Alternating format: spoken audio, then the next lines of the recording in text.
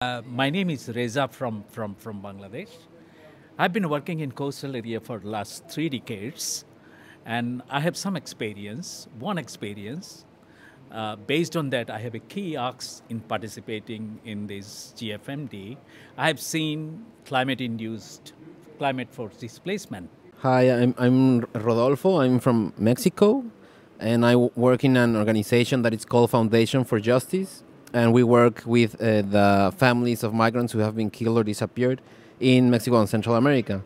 Hi everyone, I'm Sarnata Reynolds. I work for Oxfam International, and I'm actually also here for similar reasons. I'm obviously working from the international perspective and work for an organization that has offices all over the world. So learning about how we better connect our work to work that's obviously happening locally in communities is really important. Yeah, the same for me. I'm Vincent. I'm working for Tadesom, and we are talking about transnational protection. And I'm working on this, but specifically for the children on the move. About the global contact, are you sure that we can influence it? Yeah, I mean, obviously that's, for me, it's very important because it's a lot of what I will be working on over the next 18 months is trying to influence the contents of the Global Compact on migration and development, but also the Global Compact on refugees. And although a lot of the negotiations will happen in New York, there will also be a lot of consultations, obviously, throughout the world. And I hope for all of us, this is that we're hearing sort of the call to get organized and get involved in that because it's a huge opportunity, and it has a huge. It's a huge opportunity for something good to come out of it, but there's also, obviously the political climate we're in, the xenophobia that is not unique to any one country, could also, create a situation in which a global compact is actually regressive.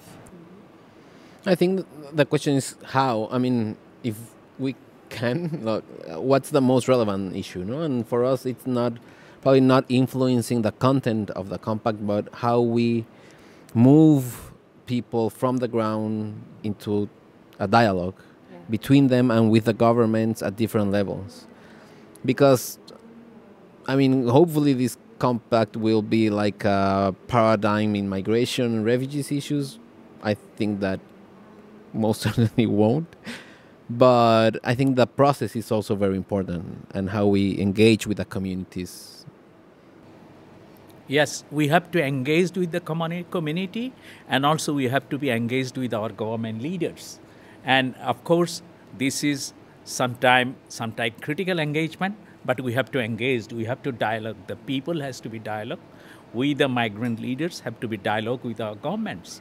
And this is not only the developed countries, this is also in the developing countries. Don't think that in our countries, especially in the developing countries, we have a very strong will to protect our people. We are also sometimes arging with crocodiles. So this is the time for people's raise voice and people's to engage and dialogue, critical dialogue with our government leaders, policy leaders, for new narrative in respect of migration, where the basis, fundamental, this is the human rights. Sharing the global resources, sharing the global climate. I think in the case of justice, it's like there's a very concrete goal on that issue, on the SDGs, and I think that's part of our challenge. How we push the governments to link the different processes and the different commitments they are making in these processes. Because for them, it's very simple to commit with one thing here, another here, and at the end of the day, they don't implement anything. So I think part of our challenge and our goal should be how to connect the dots between the different processes and then push them for implementation on what they commit at the global level. I mean, it's not easy, of course, but I think that's why it's more relevant to engage the migrant communities, their families, in a transnational way in order to make governments liable.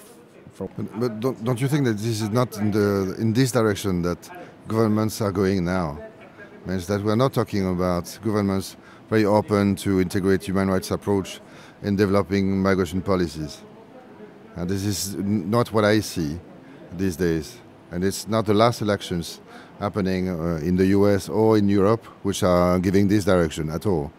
So I'm quite skeptical as well about the political context regarding the development of these two compacts. Huh? Yes, there is a matter of skepticism, and there is also matter of hope also, because this is, I feel, this Brexit and Trump victory is giving a sense of protections and sense of nationality. But I don't think that in reality, if you go for the economic situation in the United States and the Europe, they need more caregiver, they need more people. You see why Germans are investing huge amount of money for the Syrian embassies to teach them language, because German economy need cheap labor and human resources. In America, people are going age. There are millions of people that need simply as a caregiver.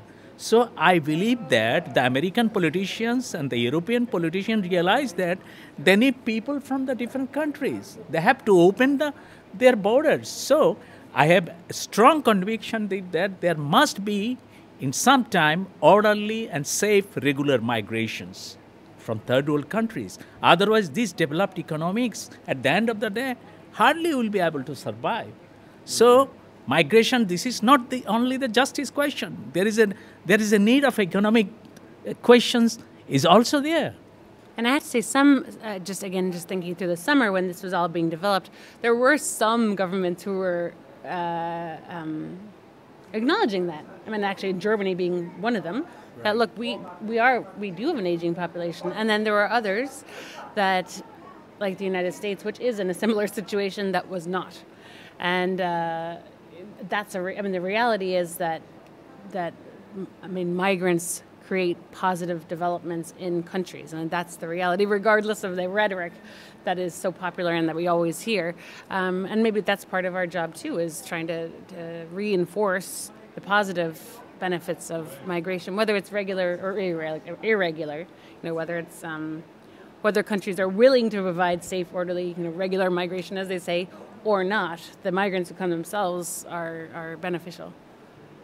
And I think that's why we should not forget the root causes of migration. No? I mean, we have to go and try to tackle and push the governments to tackle the root causes, because otherwise we are just like talking about the consequences and how to mitigate risks and vulnerabilities. But at some point, I think that we lose track, and we forget about the root causes. I mean, the problems that we're facing now is because there's a lot of interest in creating wars around the world. So I think that we also need to think about that perspective, and take that into account in order to try to influence policy at a global level. And do you do work on that through your organization or through your working coalition? Well, with the coalitions, it's more to some extent more easier and comprehensive approach. But the thing is that there are a lot of private interests, and I think that that's also something that we are lacking, how to properly engage and held accountable the private sector and the interests that they have through all the migration process. Maybe I have a very last questions that can we stop the arms industry? No. So if we cannot close the arms industry, there will be conflict, undoubtedly. Can we stop the carbon emissions? Already scientists forecasted that whatever the NDC has given, it will not solve the problem. So emission will continue to rise. So there will be migration will happen because of this. So we have to create the counter narratives. The migrations, orderly, safely, regular migration is needed for the political economy. Mm-hmm. So we have to, maybe there will be some framework, but we have to continue our struggle. I think that's right. It is a struggle. Yeah. And it will continue to be a struggle. And yes. And it's a people struggle, and that's the way it is. Yeah. And these are the counter narratives we have to create. We have to challenge these existing paradigms. Paradigm of nationalism, paradigm of protectionism. This will not work. In your work, working with children, have you noticed differences in just your organization's ability to pursue progressive goals or to pursue realization of rights for children? If we link it to migration, I think it is worse and worse. If we look at the Euro-Mediterranean region, it's worse and worse because of the refugee and migrant crisis that we are living. If we look at other regions, like in Southern Africa, we do have partners and other TDH working there. We're talking about the worst form of exploitation of children and trafficking. So yeah, the more we work on it, the more we discover, the more we have to work on new routes and new trends. So yes, there's a lot to do there, and I don't see that much improvement. You find improvements, of course, and that's the reason why we do it. We work on it, but yeah. I think that's one of the great opportunities here. Is obviously Yeah. we're meeting people in different parts of this sort of, if you will, movement for migrant rights.